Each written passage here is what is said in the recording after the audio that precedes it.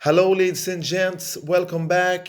In this video, of course, I'm gonna talk about the ATP Masters at Miami, this year's first Masters tournament.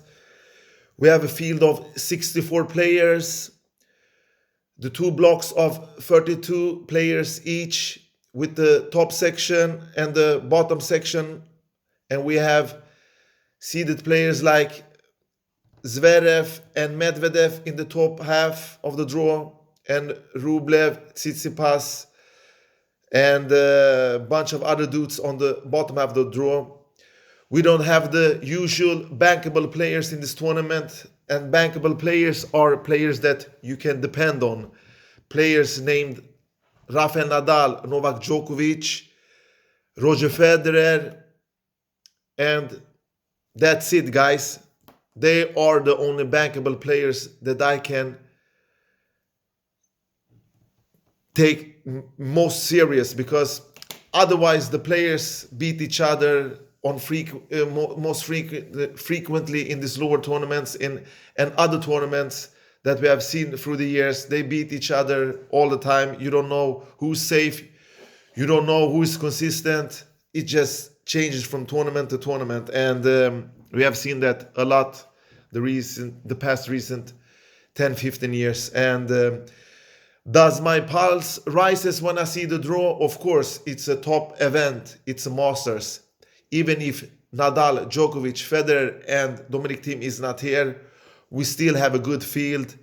We have almost the rest of the best here that are playing, and I will go into the draw. I have picked 8 players that I think will have the best chances to go through. And some of the seeded players, I think all of the seeded player, or most of them, have a bye in the first round. So they start the tournament technically in the second round.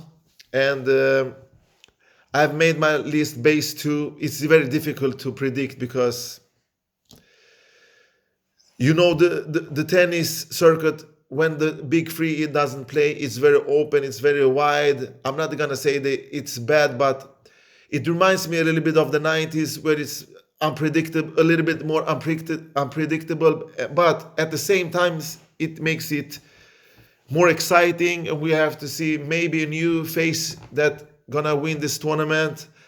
I think that none of the players that are participating in this field have won this tournament before, if I'm not mistaken.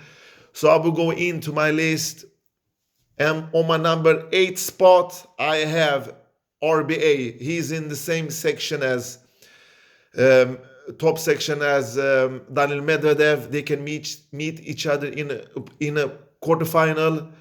And I think that RBA's first matches, he can surely crash out, because I think he will meet Lloyd Harris if he takes him there in the third round, and that will be a tough test for him.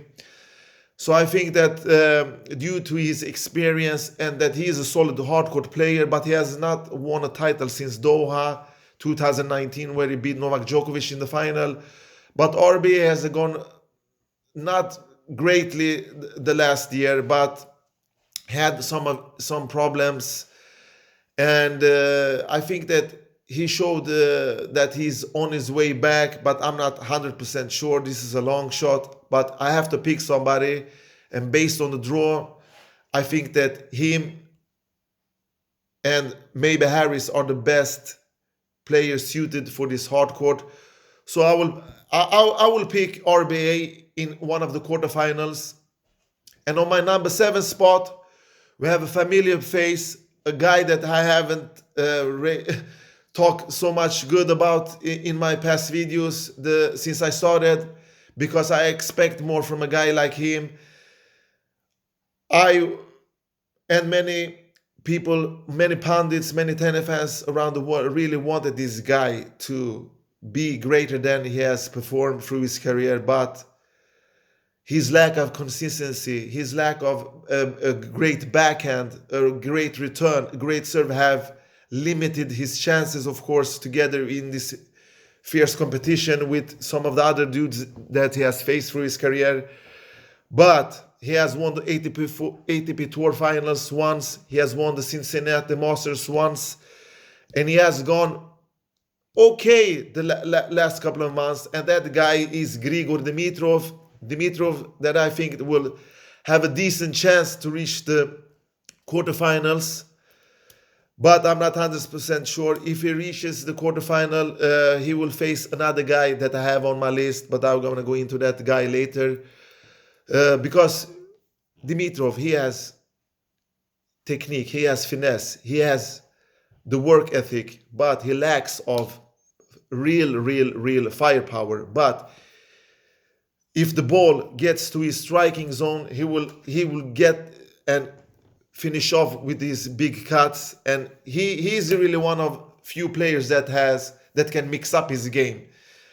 But he has to be much better than he has been if he want to win the title here. He really has to step into the court more and finish off the points early. And if he gets into unnecessary long duels, they will take him out sooner or later. If he faces a more quality opponent, he will crash out. All right. On my number 6 spot is a guy on the top section of the bottom half of the draw. And that is a guy that I really want to see succeed. He has only one title in his life. I saw him play there. He won at the Stockholm Open. I think it was 2 years ago. I was there. I saw the final. He played the rock solid tennis. The young Canadian, and it's not Aliassime, it's Denis Shapovalov, a guy that I have mentioned many times in my video. Most of them are negative statements. I have called him Santavalov and etc. etc. But I see the golden nuggets that he has in his game, because he's a jewel. Because if you cut him the right way, if you shape him the right way, he will for sure be a top 10 player. He's already there. He's knocking on the door, but he has not showed that in big tournaments. He has done too many unforced errors in his game. His game plan is not what a real champion have in their mind. He does a lot of unnecessary unforced errors. He gives and takes too much. He's not that consistent from the baseline. He should really, like I mentioned in one of my videos before, especially when he crashed out at the French Open, that he really has to know to play the points. He really has to structure his points better, because he has the serve, he has the backhand, he has the forehand, he has the shot-making skills, but he doesn't have shot tolerance and patience. That's what he lacks of. And of course, with most of the one-handed backhand players on tour, he has bad returns. And when he faces a great player that is solid from the baseline, he often and usually crashes out. So Denis Shapovalov will have a decent chance to go to the quarterfinals in the bottom half of the draw, and I think he will do that. And on my number 5 spot, it's the Lion, the Russian Lion, Karatsev, who won at Dubai. He reached the semis of the Australian Open. He has reached now the ranking spot of number 42. These guys, if he plays like in Dubai, I won't be surprised if he wins this tournament, to be honest. But I think that he will have a little bit reaction in this tournament. But this guy, huge backhand, huge forehand, huge firepower. He has the firepower like the big three. But one thing that I have to mention about this game, I see that he gets a little bit nervous sometimes. But if he can repeat what he has done in Dubai, he will be one of the 2-3 guys to beat here. I hold him as number 5 only because I think that he will crash out in the quarterfinal to a player that I think will take him out. And who is that player? I will go into that also, of course. But I will not be surprised, because he's a fresh bit of air, Karatsev. He has no fear, and he has learned to dismantle his opponent in a great fashion. He's not afraid. He goes for the trigger. He always comes up with the goods, and his backhand is so delicate. It reminded me so much of Novak Djokovic backhand. That power, that power down the line, that shot down the line. I really impressed with Karatsev, and I hope that he will goes on and not stay at this level. All right, that was number 5, and on my number 4 spot, I have a guy that has always been around now for 2 or 3 years, but he hasn't won any super major tournaments. He's one big tournament, of course. He has won the ATP World Tour Finals, where he convinced me and many fans around the world. Where he beat Dominic Thiem in the final, he beat Federer in the semifinal, and he has won 2 tournaments, 2 or 3 tournaments after that, totally in his career. And that is the young Greek Stefanos Tsitsipas. I also saw him win his first maiden tournament like Denis Shapovalov at Stockholm Open. I was there at the final. I watched him.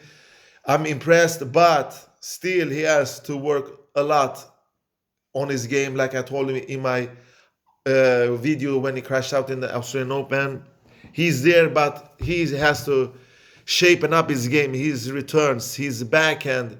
His serve needs to be a little bit better. Otherwise, he has the game. He's fearless. He's really determined of being and continuing to be a top-level tennis player, and that's enough for me. I think that he can reach the semifinals here, but it's a tough task for him. He has a couple of great players on his way to the semifinals. So Tsitsipas, when the big 3 and Dominic Thiem doesn't appear here in Miami, I think that he will reach the semifinals.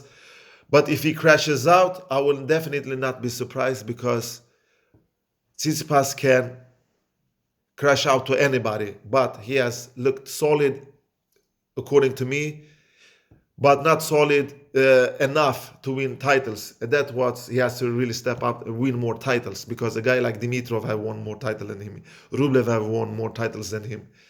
And I would really like to see him win more big titles. That's what I'm waiting for. He hasn't won a 500 tournament or a Masters. And he has won a World Tour final. That's big, that's huge. Dimitrov has done that too. Zverev has done that too. Medvedev has done that too. So we have 4 players. The 4 latest winners in the ATP final, World Tour finals are here. And I have all of them in the quarterfinals. So to my number 3rd spot, who do I have here? This is a long shot, of course. Probably I'm going to eat up my words. And I have Daniil Medvedev, the Russian octopusy.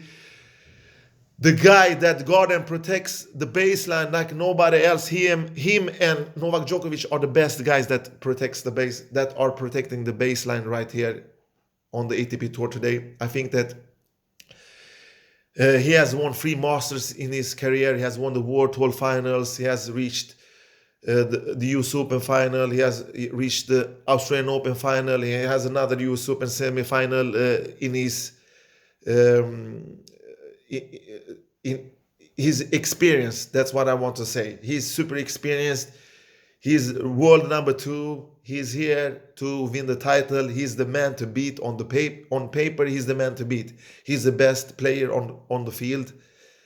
He's a wall, but I don't know. Something says that he will lose his semifinal, and I don't know.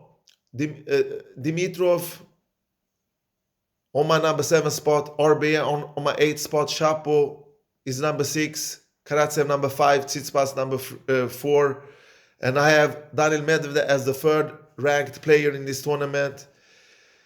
It can go either way. Like I said, I will not be surprised if Daniil Medvedev goes and win this tournament, but I have to take my pick, and I have him as the number 3. And on my 2nd spot, the guy that I think will reach the final is Andrei Rublev, Mr. 500. like I call him nowadays. He has won 4 500 tournaments. He has won seven straight finals. His seven straight victories when he has reached an ATP Tour final. Unlike a guy like Aliassime, who has lost 7 or 8 finals and never won a title yet. He has beaten Thiem and Tsitsipas 3 times each in his career. He has won the ATP 500 in Rotterdam this year. He got his 23 winning streak in 500 tournaments broken by Karatsev in Dubai. He's a rock solid dude. If he gets upset before the final, I think it will be against Musetti or Karatsev. I think that Rublev will get his revenge on Karatsev in the quarterfinal and beat him and reach the in the quarterfinal and win the semifinal against Tsitsipas to be in the final. And who will we play against? My pick for the winner, a guy that has looked sharp in my eyes. I've hyped him before. He has failed me sometimes. He has won 3 Masters. He won recently in Acapulco. He plays more solid, consistent tennis. He has matured a lot. Still, his second serve is not has improved, but he wins so much in his first serve, so it doesn't matter to me. And that guy is Alexander Sasha Zverev, the guy that I think will lift his 4th title, Masters title, when we sum up and wrap up this tournament, because he can dismantle everybody. He has superior firepower from his back, and he has the best serve on the tour. He has big cuts. When the ball hits his striking zone, he's hard to handle. The only thing that he has, one thing that he has really improved is protecting the baseline. He has been a better defensive player, in my opinion. Alexander Zverev has played great defensive tennis. He is starting to play smarter. I think Federer has given him some great advice. So Alexander Sasha Zverev will be the winner according to me.